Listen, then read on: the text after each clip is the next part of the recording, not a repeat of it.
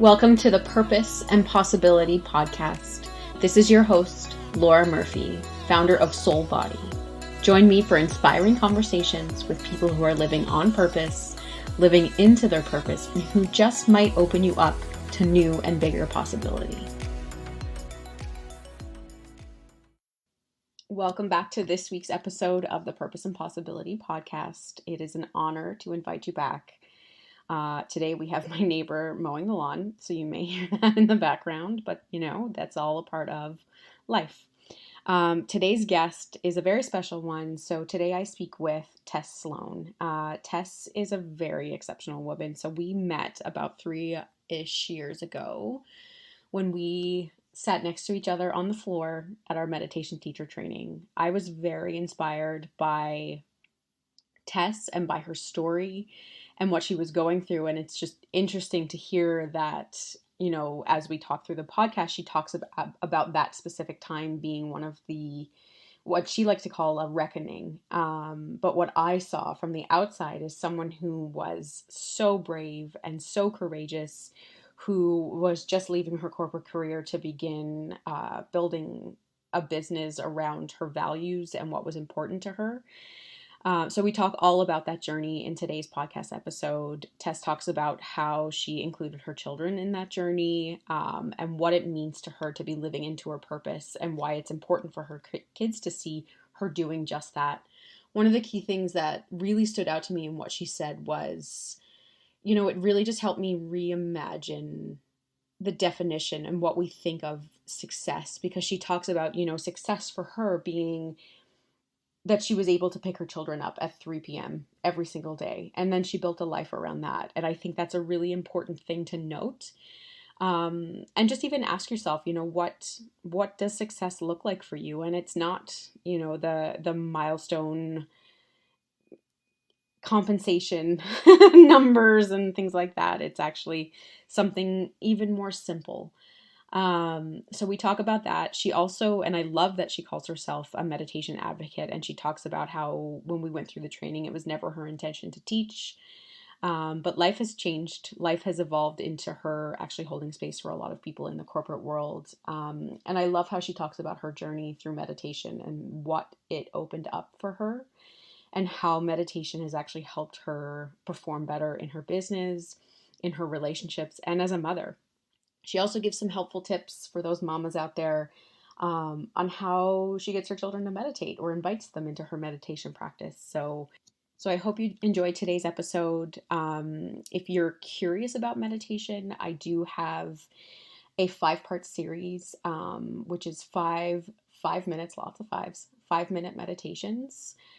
Because I don't believe it has to be challenging to start a meditation practice. And even Tess talks about that in this episode. She started with 1 minute. So I've developed 5-minute meditations, taking you a little from kind of like the broader perspective into a more narrow perspective into your body. And I will link that in the show notes if it's something you're interested in checking out.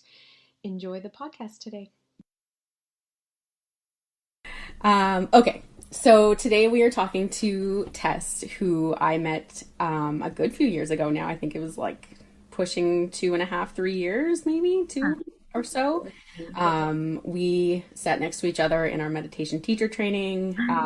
And Tess, you've been an inspiration to me. You were telling me the story because you were just starting 11:11 at that point. So yeah, I'm super excited to have you here on the podcast today.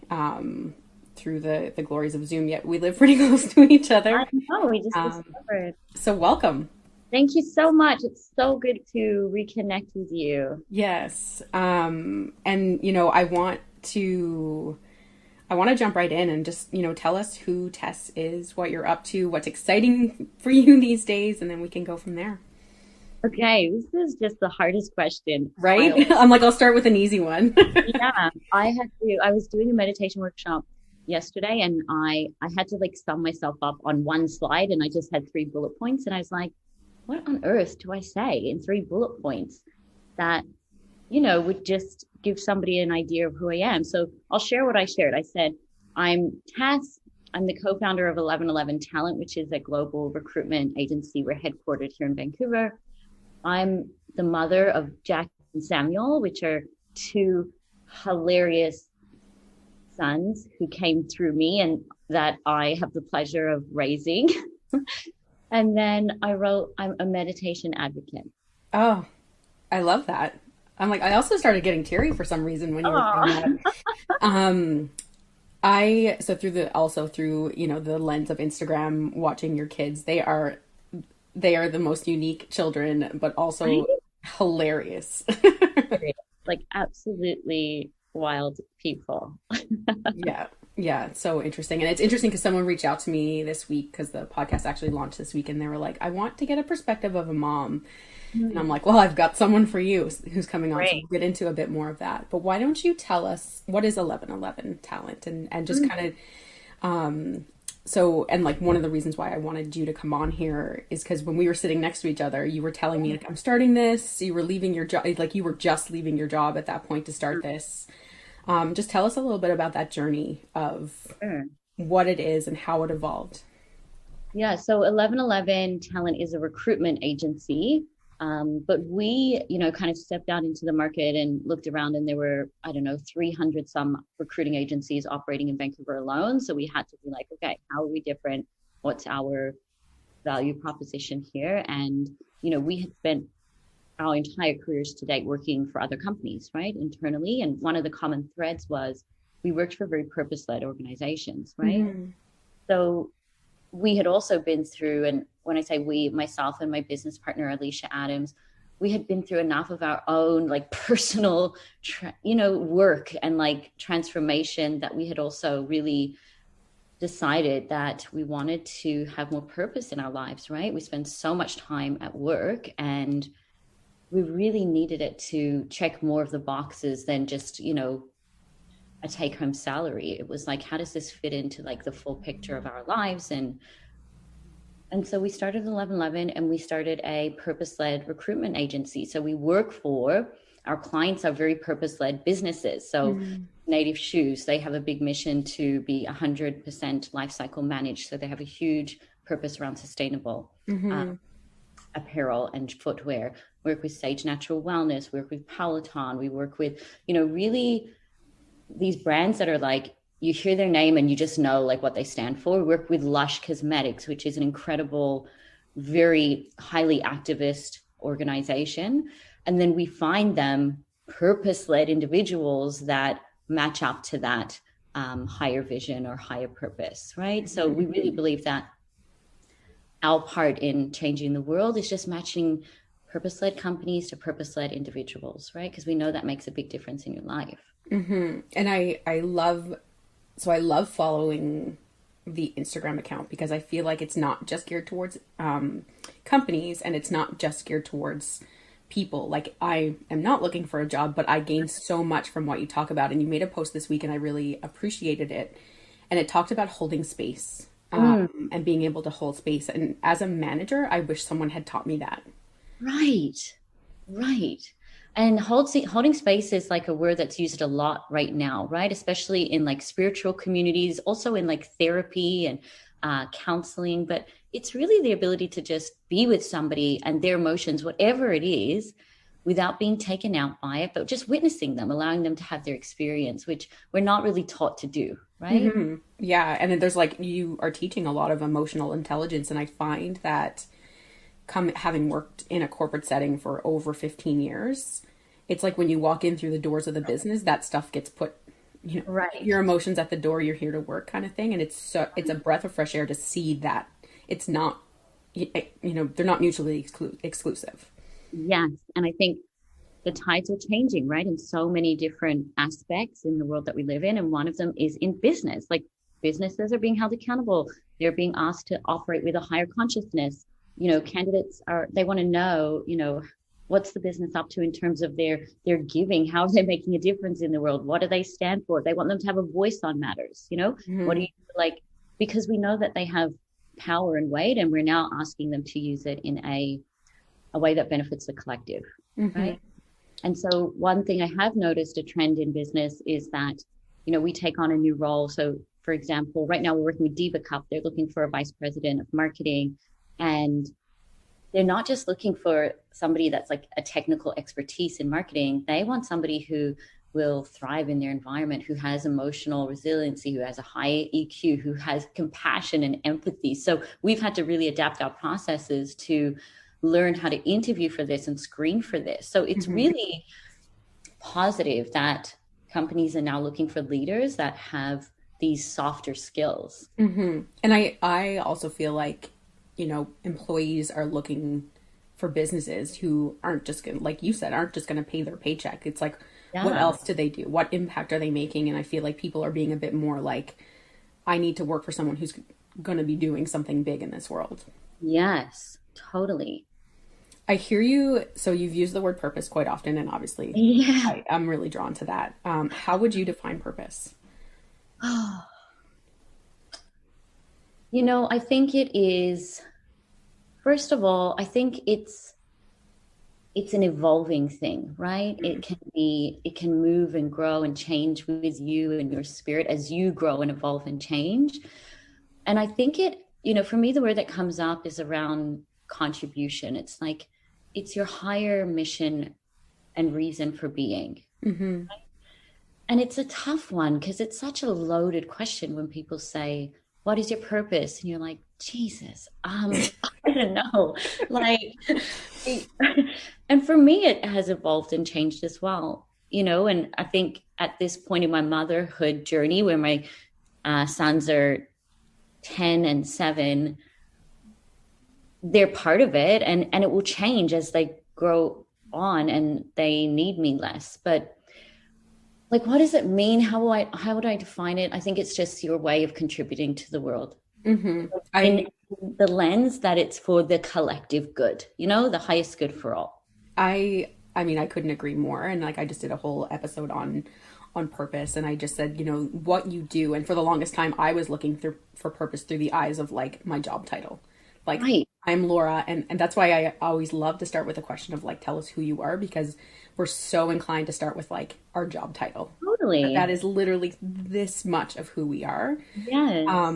And that changes. So, your job can be an expression of your purpose, but it's not the whole thing. Just as like being a mom can be an expression of your purpose, but But it's it's not not the whole. the thing, right? And Mhm. that's the thing. People don't like that when I say, being a mom isn't my purpose because they're like, how could you? You have children. It's like, it's part of it and it will grow and change and evolve, like, and that's just what it is for me, right? And And you're but right. like I think that's such a great approach. And the question that a friend of mine had reached out to was like, I'd love to hear how a mom balances like, following their purpose, and especially someone who's like super career driven and Yes. being a mom. And this particular person is a new mom, so she's like, I can only imagine she's just like WTF.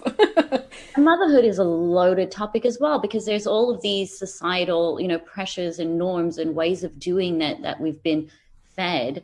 But really, the best gift I can give my children every day of their lives is for me to live my life, for me to live a great life, for them to look over and see me, fully expressing myself, for them to see me, they were there, for all of it, me launching the business, resigning from my corporate job. Like I involved them in all of it. And they were so pumped, like it was like this little journey we were all on together. And I want, you know, I want to show them all of that because I want them to have permission to do the same in their own life. Hmm. Yeah. Wow. What a great answer. What do you think? So, like in taking the leap to leave the corporate career, what were like, and I like to call them the moments of impact. Like, when did you know? What were like the key moments along the way that you're like, no, this is what I need to do? Yeah. I worked for big companies. I worked for, a global recruitment agency. I worked for Lululemon Athletica and led recruiting there for 5 years. I worked for Earl's Restaurants for their US Hmm. and Canadian operations in HR. And I also had children at the same time. And I had inside me this desire to pick up my kids from school every single day. Like I just wanted to be there at 3 o'clock when they walk out of those gates. I wanted to be in that conversation with them. And I think it comes from a place of my parents weren't able to do that for me. Mm. And so it was just something that I had decided, I'm going to do that for my kids, like I'm going to be able to, I'm going to be there.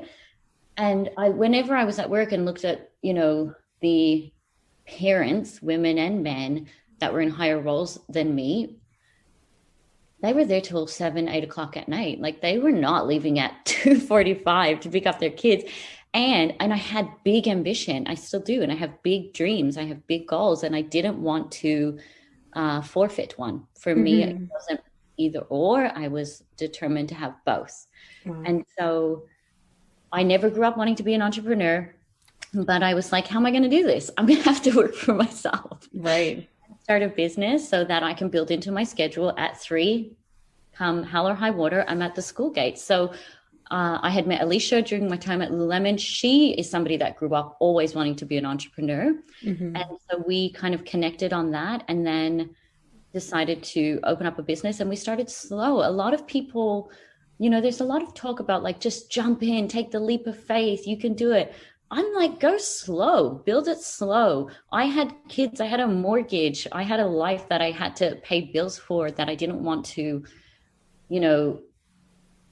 put stress on. So, we built the business slowly. In our corporate jobs, we held community events, and we started gathering the people that would be our potential clients, but we hosted conferences for them. So they got to know us, and we added a lot of value to them. It wasn't a profitable business until we actually resigned. And I remember the day. So my key points were just having this like desire inside, like, I want to pick up my kids from school, and this isn't something I'm going to give up on. I'm going to do it. And then, meeting Alicia was a key point. And then I think building it slowly and just seeing how we were building community. We were adding value to them. We weren't asking for anything back. And it was a long play. And we had the appetite for it because we saw the vision. We had a really clear vision. So building it slowly. And then after a few years of that, companies would come to us and be like, so can we hire you? What do you guys, can we hire you for recruiting? So we did a couple of jobs under the table while we were working. And then we kind of decided like, let's just get to the point where we make as much as our corporate jobs. And I remember the day I like checked the bank account and I was like, oh my God, it's the day. and I called Alicia and I was like, yo, I'm going to go in and resign right now. Are you still down? She was like, that's amazing. Like 100%. So went in and resigned. And then the rest is history. And we stepped into the business with a nice little client base. And then we like really were able to accelerate from there. I'm like, what a beautiful story. And I think there's a few things there of one, you talked about really building the vision of like, this is what's really important to me beyond even like, what do I want to achieve in my career? It's like in my life, because your kids are with you for life. Right. This is what is important to me. And I'm not willing to sacrifice that. And I love the talk of building it slow and giving people permission. Because I think, again, like society is like, quit your job and dive in and get your first 10K month and like things like that. And yes, that absolutely works for some people. Majority of the people, absolutely not. Patience is your superpower. Patience and vision. I think it took us maybe 3 years until we opened up fully. And now we've never looked back. And here's the true marker of success. Every day at 3 o'clock, I'm at the school gate and I'm the happiest parent on the playground. I'm just, every day I have this sense of, I did it. I'm doing it. I'm like, it feels like success. Like that's my marker. And it's like, I've never lost sight of that. And so my kids will grow up and soon they'll be in high school and they'll be like, yo, get out of here. We like, don't want you picking us up at school. Stop. And that's what I mean. The goalposts change and shift. And I won't want to do it either. That's odd, right? Like, I want them to be independent young men. So, but that's the piece. And I think we also rate success on these, these 10K months or whatever, but it's like, what if success is like that? It's just you standing at the school gate at 3 o'clock, because that feels like fulfillment to me. It feels like I did what I set out to do. Yeah, I couldn't agree more. And I had one of those moments yesterday. I'm like, what's important to me? And yesterday, like, even though we're in like a bit of a lockdown here in Vancouver, I was like, for me, and it's like the little things, like success is like, I love working at a coffee shop. It's not very possible right now, but I found a coffee shop with a patio and I sat there for like a half hour and I'm like, this is what it makes me feel like I'm living my best life. And then I went for a walk on the seawall at like 3 o'clock in the afternoon, and I'm like, this is literally the Right? height of success right now. Yes, you answer to no one. You're not in an office. You own your schedule. And it's like when we have those little moments where like, oh, wow, this is what I dreamt of. We have to lean into it so hard, Hmm. especially during a pandemic. But anyway, we have to actually be like, validate ourselves, right? Hmm. We have to just Hmm. say, yeah, you did it, Laura. Good on you. You're doing it. Where do you see 1111 going? What's the big dream? We are, with the day we open our business, we said we're 1111, we're a global talent collective, and you'll never hear us talk about 1111 without saying the word global. Mm. From day one, we just became global maybe a year and a half ago, but we just kept saying global recruiting, global recruiting. So for us, it's like now we're in Canada and the US really firmly. And then our goal is to expand to Australia and then Europe and across the globe, right? Hmm. Asia. So it is to be a global business. Hmm. Hmm. And I just so I appreciate what you are bringing, because I feel like, and this is what I felt when I was leaving my career, and I read a book that literally like changed everything for me, and I'm like, the way we're working is broken. Mm, It is broken, and something has to change, and I feel like it's businesses like what you've built is what is creating the change. It's like we have to right, be driven by something other than purely profit, right, and we have to hire people who are also on that bus. exactly. Yeah, it's really great. Um, Sorry, I'm just looking at some questions I have here for you. Who do you think has been, who or what Mm. has been most influential for you on your journey? I mean, just an easy question. Jeez. And you didn't prepare and you didn't give me a heads up on any of these I as did well. not, but I find it so much better in the moment like It this. is. Yeah, it is. So many people come like spring to mind. So I would say my mother has been a very, strong influence in like really cultivating my like spirituality and my spiritual journey from, the day I was born and really allowing that access and safety to like really tap into a higher power to Mm, really, understand like what it feels like to believe in something bigger than myself. So mm, I use the word God because it's not a triggering word for me. It's not messy for me, yeah. like, but for me, when I say it, it just feels like expansion. It feels like joy and trust. It feels like I'm being guided. It feels like I'm being led. And like that, I can just release into. And I Hmm. feel like that was a real gift because I know that having like trying to like come to terms or with that as an adult would be tougher, right? Because you have so much more resistance you've built up over the years, and I think that's been um, a real win for me, or not win, just a real gift for me because it's allowed me to just listen to my intuition and my inner voice and trust myself, right? Hmm. Hmm. Um, and then I would say Alicia, my business partner, is just a wildly inspiring and intelligent and hilarious individual. She just doesn't take herself or life too seriously. And I don't know many people like that anymore. Right. She's so light.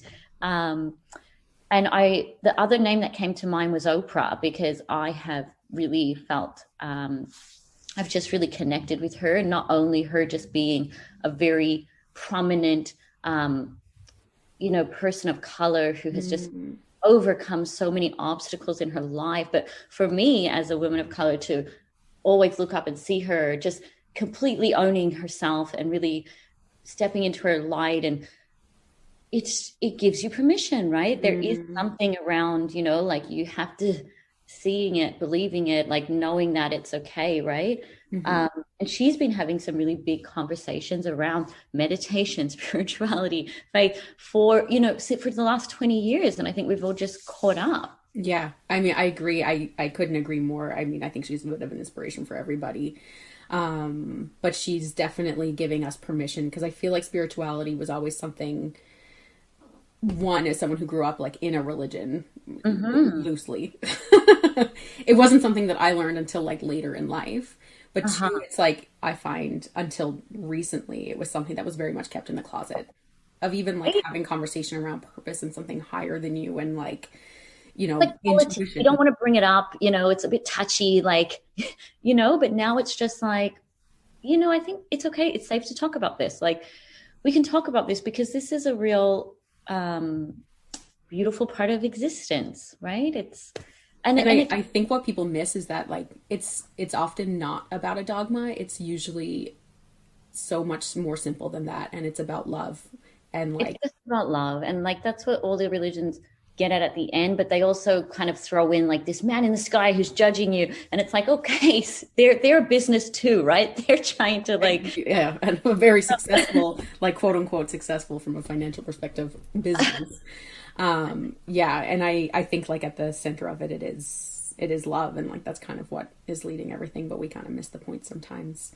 When you Before I jump to that question, actually, what do you think has been the biggest shift that you've seen since the pandemic, like in the world of business and how businesses and employees relate to each other?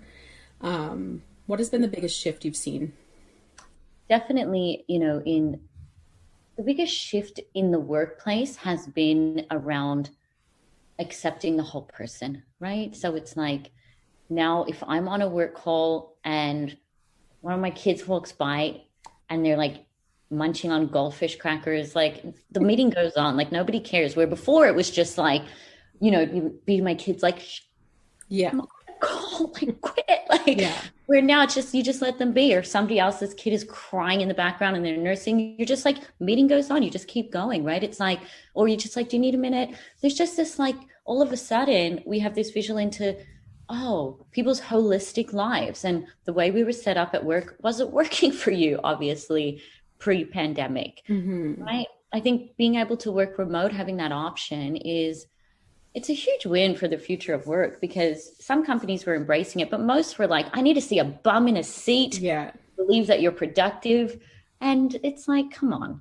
I couldn't agree more. And like, quitting my job at the tail end of a pandemic, one of the things that I thought was super cool is all those jobs that we were told could never happen at home did. Right. So it's like, now what? Right. Yeah. Yeah, we've proven the case that we can be productive at home and that we can, our whole lives can work for us. And I think, when we're interviewing people right now, we're hiring people into companies and they're starting from home.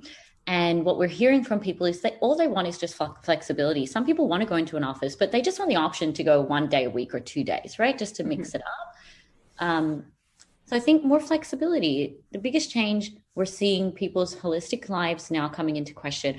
So many companies now on their benefits program have free subscriptions to Headspace, to Mm. app, right? Like they're saying, right, we need to support you more on the mental health front, and we're actually it's a non-negotiable now. Yeah, yeah, totally. And that's something I want to touch on in just a moment. Do you think companies are going to try and go back to the way things were, or is this like a new way of being? I think some will, and it will be so clear, right? There'll be such a radical difference in like the companies that stay in the past and then the companies that move into the future. And we'll see it by their success, their profitability, the type of candidates they attract, right? Mm. Like they'll be operating on totally different frequencies and totally different vibrations. And we'll see that. And what I mean by that is just, one will feel really good to be around and the other will feel like a downer. Mm-hmm. Um, and we'll see that play out. And we cannot make excuses around industries, right? Like you can say banking is kind of like boring, how will they make it, but they can. And like you'll see there are companies that are really standing out in this space that are doing really innovative, impactful things for their employee experience, which then translates to their customers. I think one of the most beautiful things I've seen is the companies who have been willing to pivot Yeah, rather than stay rigid in a time like this, and like pivot, whether that is how they interact with their employees or even just like how they do business. I think you've seen people like creativity to the max, and I think it's so interesting. absolutely. Yeah. I want to touch on, when you introduced yourself, I loved that you said I'm a meditation advocate. and I Yeah. want to dive more into that because, like, obviously that's how we met. Yeah. And I know you're doing a lot of work around that in the workplace and things like that. So let's talk about Right. it. Let's do it. So what, and I know that you have another kind of like, I don't know if it's a business or just like a platform that you're kind of building up. Did you want, Mhm. do you want to speak to that and what you're For doing there? sure. Yeah. Yeah. Yeah. So, yeah. So you go ahead. I was just curious. So like it's St. Rev, right? Is that what it's called? Yeah. St Rev, which Rev. Rev is Okay. a French word for dream. So Uh, or dreamer, or it means like dream, ambition, hope. and what is your intention with that space? Yeah. So that is it's an Instagram space that I've created. It's called St Hmm. Rev. And it's where I share solely around meditation and mindfulness practices. And my intention with it is, I found meditation at a really challenging time in my life. It was Mm. a real rock bottom moment. It was like I was having some huge, like, changes in my family and the structure of our family. And it was such a reckoning, like, it was just like, holding up a mirror and just facing the worst parts of yourself and your life and the life you'd built, and just had to make a decision in that moment of, and this is, everyone's going to go through this, right? Like, everybody Hmm. has had this moment, or it's coming. Like, Hmm. no human no human gets out of life without this reckoning day, right? And it's like, I knew in that moment that my usual ways of coping with pain were not going to cut it. And so Mm. up until then, my usual ways, if something challenging was happening in my life, would be, when I was much younger, it would look like partying, traveling, um, working out, partying, traveling, Yeah. moving countries.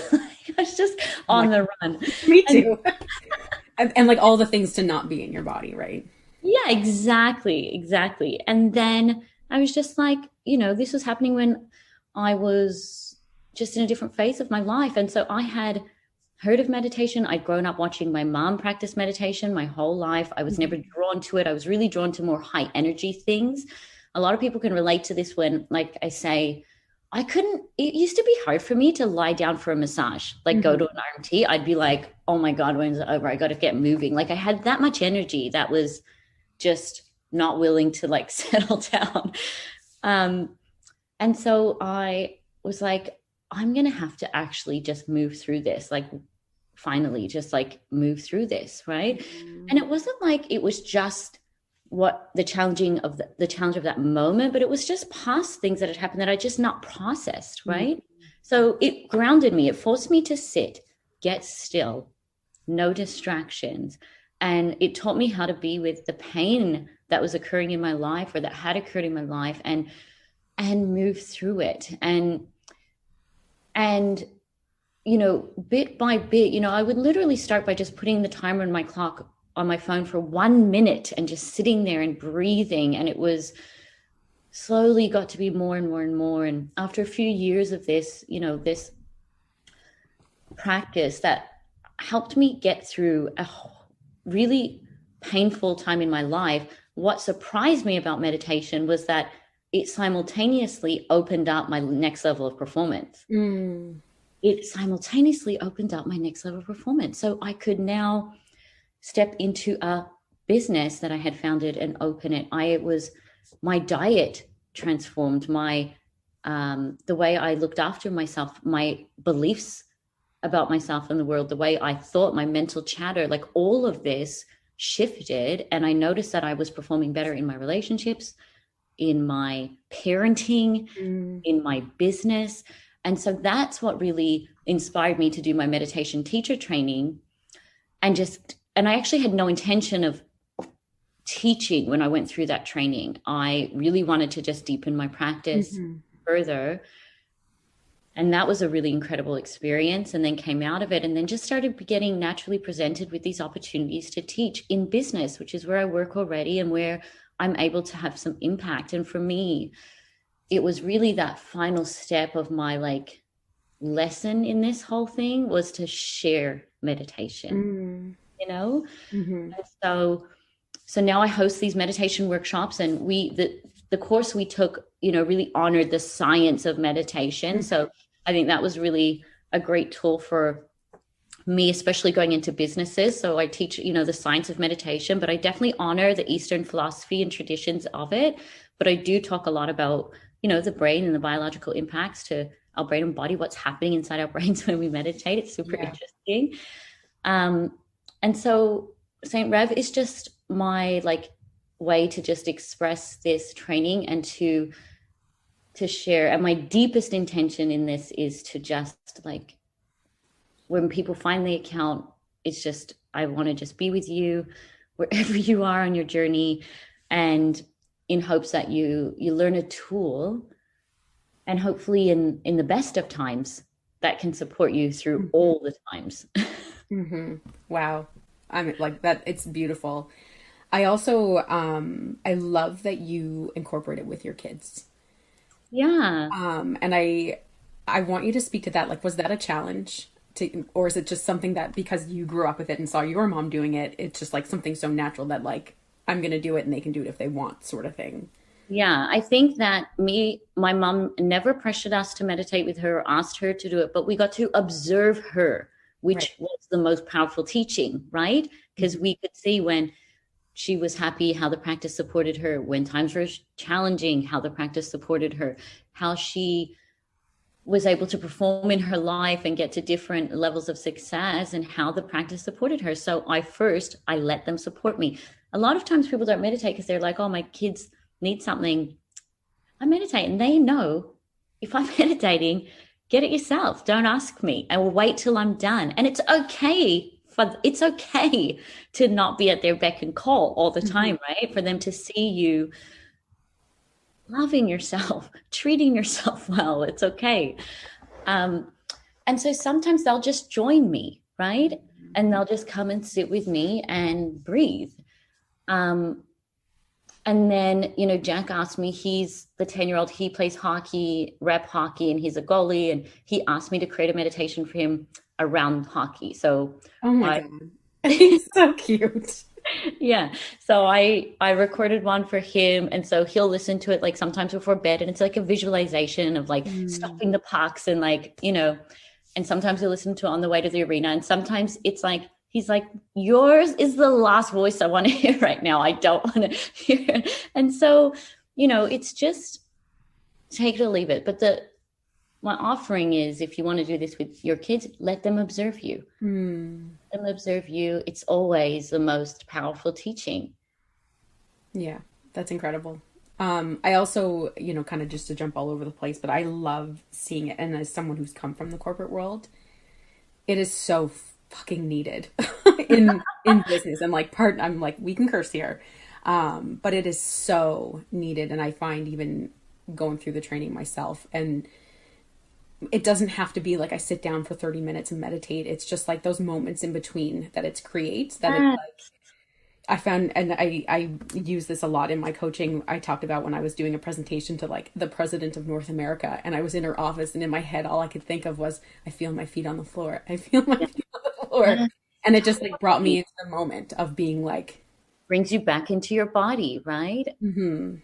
And here's the thing why business can't ignore this anymore is, when we're in that fight or flight response, which is a lot of the time at work, you can get it from just opening your calendar at the start of the day, seeing a back-to-back day, and you're like, oh, triggers your fight or flight. Or you open your calendar and you're like, you've got a tough conversation with your boss, or you're giving a presentation, like people are going into that response.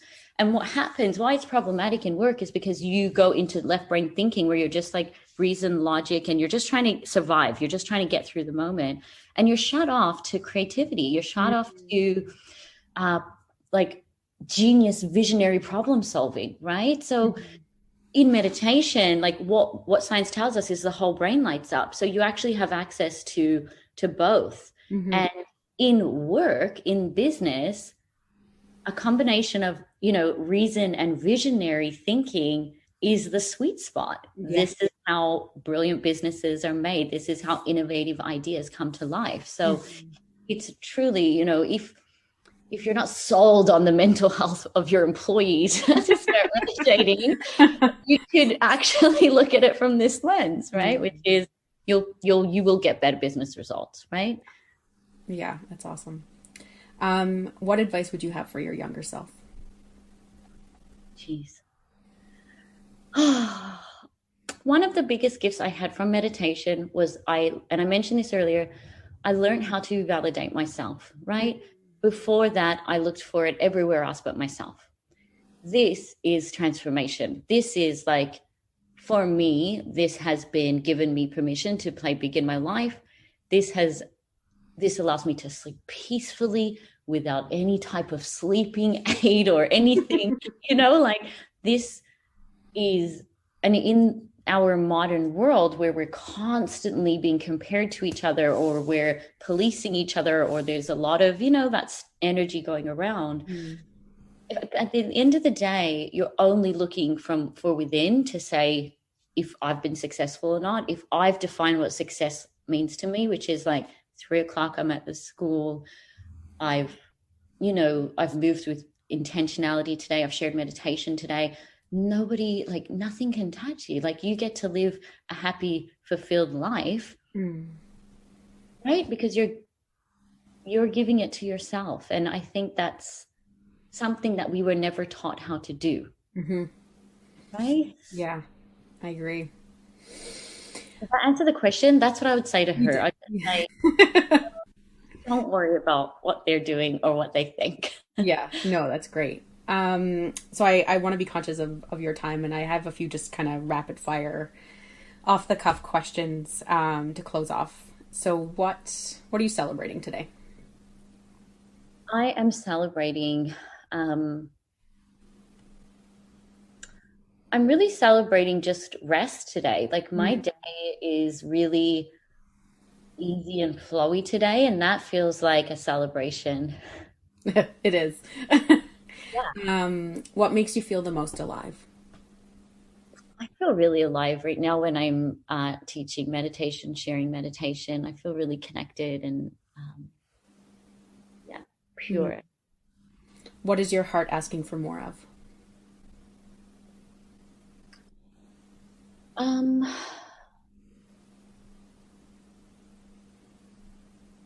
what is my heart asking for more of? Maybe simplicity, rest. I think that's been a real eye opener in the pandemic, and something that I'm really committed to continuing and talking about, like, and celebrating, like rest, simplicity, not having a back-to-back calendar. Hmm. It really, I made reference to a book earlier that like literally was the yeah, step before I quit my job, and it was called Do Nothing, and it was one of the best books I've ever read. And right, that's the one that talked about like the way we work is broken. right. I actually listened to the author on the Goop podcast, and it was like I bought the book immediately, finished it within 2 days. I'm like, yes, like we need rest. I'll look it up. Yeah, and I'll put it in the show notes as well. This could be a big question, but what is your biggest hope for the collective? Um, what it is that we all just lean in more to the joyful moments in our life, because pain and suffering and challenges are a guarantee in this lifetime, but so is happiness and joy and fulfillment. And we give so much attention to the latter, right? So if we can really lean into those, and I don't mean in an inauthentic way where you're just like, how Instagram can be, but I just mean in those little moments where you're by yourself and you're like, yeah, I did it. I did it. This is success to me. You know, Yeah, I think that. yeah.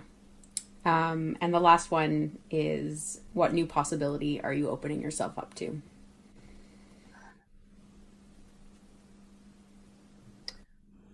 Um, I am still, when I said I didn't have any intention of teaching meditation, when I did the training, but the possibility that I'm open to now and really receiving is that I'm going to teach meditation more. I'm going to share meditation more, and from a very heart-led space and I love it. spirit-led space, right? It wasn't like this is my career. It's like, no, this is my calling, It's like something I'm called to share. I love it. Is there anything else that you want people to know that we didn't touch on? No, I don't think so. I mean, this was great. I feel like we covered a I lot. know we went through a lot. Where can people find you? Okay, so I'm sharing meditation at St Rev. It's Saint dot underscore Rev, REVE. And then, yeah, I think that's it. And I'm on, you can find an 1111 Talent on Instagram or our website. Yeah. Yeah, I'll link all this up for people so they can find you. Well, Tess, I want to thank you so much for coming on. It's been so good to reconnect. It has. Yes, it really has. And I so just appreciate your presence and your wisdom. And I'm sure the guests will, or the listeners will also appreciate that. So thank you Thank so you much. so much. And thank you for your light and what you're up to. You're somebody that's really stayed top of mind for me. And I've really kind of been watching your journey and really enjoying it. So thank you. Oh, thank you.